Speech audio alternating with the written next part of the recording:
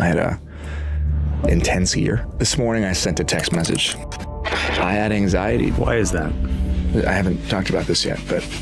Justin Baldoni is an actor, filmmaker, and a New York Times bestselling author. My husband Ryan, several years ago, so I met Blake a few times through Ryan on that film. Got it. And, you know, and thought she seemed nice, and little did I know. Yeah. Some people, now that it's a function on Twitter and Instagram, there's a couple people that I have muted. Good. Yeah. You can mute people on Instagram too? Yeah, it's a new feature. Really? I know. Get excited. A feud had been brewing between Anna Kendrick and Blakelively since 2018, when they co-starred in the movie A Simple Favor. However, it escalated further with the It Ends With Us saga involving Blakelively and Justin Baldoni. The question remains, is Anna simply choosing a side in this battle, or is there something deeper at play? Mama thinks I'm living in a convent. Why do stage-struck maidens clamor to be acting in the drama? Anna Kendrick has managed to steer clear of negative press since her early days as a child actor. She made her debut in the 1998 Broadway musical High Society, which earned her a Theatre World Award and nominations for Featured Actress in a Musical at both the Drama Desk Awards and the Tony Awards. With her immense talent on display, she transitioned to film, making her debut in the musical camp, a performance that secured her a nomination for the Independent Spirit Award for Best Debut Performance. By 2008, the world knew her name. Now that we've grown up, they want a serious answer. Well, how about this? Who the hell knows? Kendrick rose to prominence in 2008 with her role in the fantasy romance Twilight, where she played Jessica Stanley, a friend of protagonist Bella Swan. She reprised her role in New Moon the following year and soon landed her first leading role in the crime thriller Elsewhere. That same year, she starred in the comedy The Mark Peace Experience and shared the screen with George Clooney in Up in the Air. Her performance in the latter film earned her several nominations for Best Supporting Actress, including a Golden Globe nod. Walk on by. Kendrick's most successful film of 2012 was Pitch Perfect, where she portrayed Beaker Mitchell. Her performance received widespread acclaim and helped solidify her status as a bankable actress. From 2012 to 2014, many of her films achieved both critical and commercial success. In 2015, she competed in the first season of Lip Sync Battle against John Krasinski and won. She later reprised her role as Beaker in Pitch Perfect 2, a major box office blockbuster that surpassed the success of its predecessor.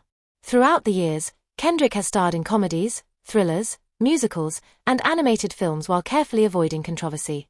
She is often described as quirky, relatable, outspoken, witty, and self-aware. Some publications have even dubbed her America's sweetheart and one of the funniest women in Hollywood. Her ability to maintain a positive public image was highlighted in 2016 when Allison P. Davis of The Ringer noted that Kendrick remained likable by avoiding the backlash that often accompanies overexposure. Similarly, in 2017, an Elle writer described her as warm, friendly, and refreshingly honest, devoid of the usual celebrity pretentiousness.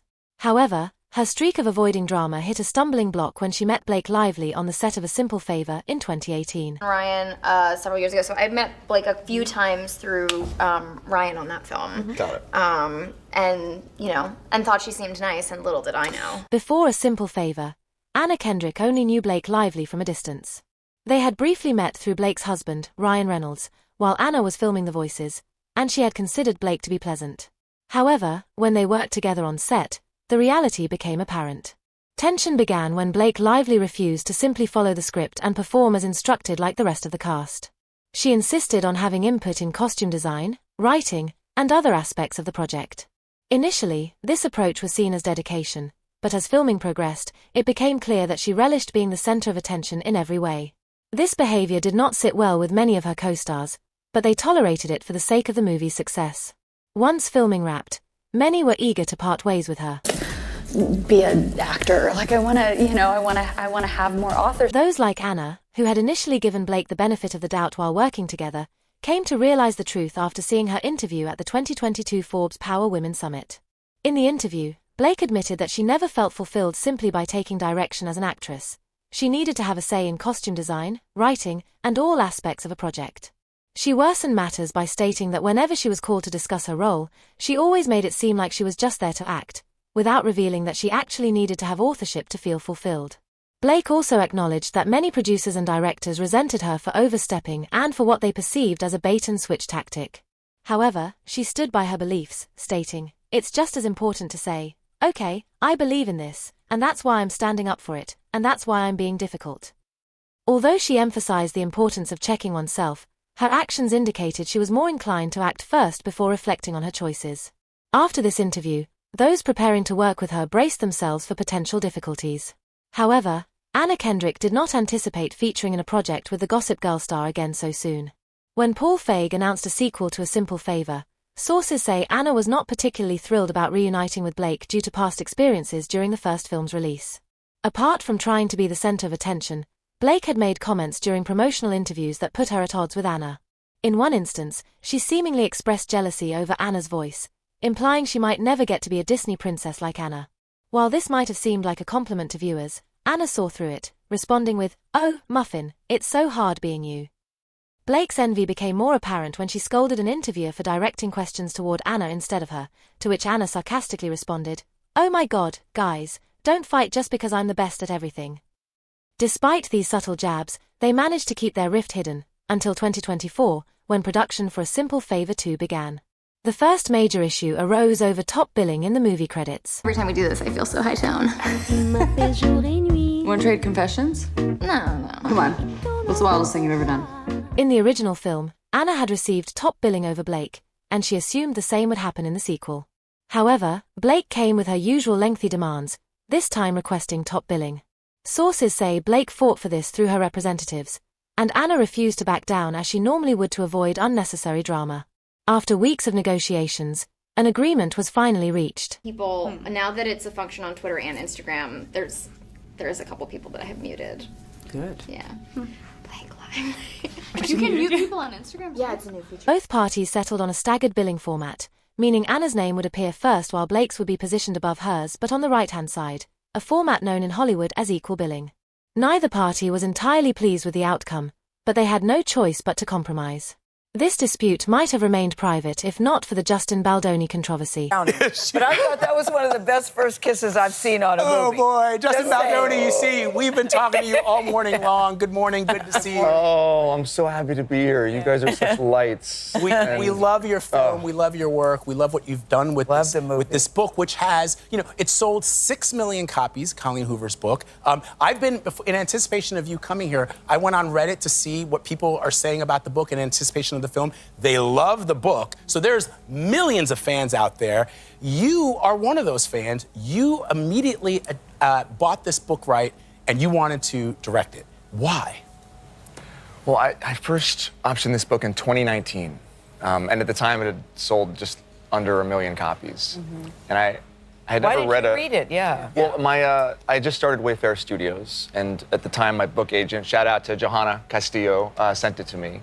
And she said, just read it, because I was looking for movies that could be commercial and speak to the human experience. And Were you reading romance? In 2019, it was announced that Justin Baldoni would be adapting the best-selling novel It Ends With Us into a film. The announcement sparked widespread excitement, especially when Blakelively was cast as Lily Bloom, a young woman who endures domestic abuse. The film, released in August, was a box office success, earning over $350 million globally. However, behind the scenes, tensions were high, and this became evident in December when Lively filed a legal complaint against Baldoni, accusing him of sexual harassment and orchestrating a smear campaign against her. The first signs of trouble surfaced during the film's press tour. Instead of focusing on the film's message about domestic abuse, the tour was centered around fashion, flowers, and the promotion of Lively's haircare brand and her husband's gin company. At some premieres, such as the one in London, understands the themes of this movie, comes across you in public, and they want to really talk to you, what's the best way for them to be able to talk to you about this? How would you recommend they go about it? Like asking for my address or my phone number or my location share? Or I could just location share you and then we could... Shortly after the press tour, Lively faced intense criticism for her comments during promotional events, as well as past interviews. She was labeled tone-deaf and clueless on social media, to the point where actor Brandon Sklenar, who played Atlas in the film, publicly defended her. He emphasized that the film had positively impacted people, including someone close to him who had experienced similar struggles to Lily Bloom. Then, 4 months after the film's release, Lively took legal action against Baldoni and Wayfarer Studios, accusing them of repeated sexual harassment and smear tactics. She claimed that despite voicing her concerns in meetings alongside her husband, her complaints were ignored. She further alleged that Baldoni and his team had launched a coordinated online campaign to tarnish her reputation. According to the lawsuit, to safeguard against the risk of Ms. Lively ever revealing the truth, the Baldoni Wayfarer team created, planted, amplified, and boosted content designed to eviscerate her credibility. In response, Baldoni's legal team denied all accusations, calling them categorically false. They claimed that Lively had made excessive demands, threatened to sabotage the film's promotion, and used legal action as retaliation. In early December, Baldoni received an award for women's solidarity from Vital Voices, but the organization revoked the honor following Lively's allegations. Baldoni later filed a $400 million lawsuit against Lively and her husband, Ryan Reynolds, accusing them of civil extortion, defamation, and invasion of privacy. His lawyer alleged that Lively and her team had spread grossly edited, unsubstantiated, and doctored information to damage his reputation. Through the process to take over the movie and used her PR people to try and destroy Justin. Response to the rumor on X, formerly Twitter, saying, "This is total BS. Sorry, the movie is finished and coming out soon. Don't believe anything you read on social media these days."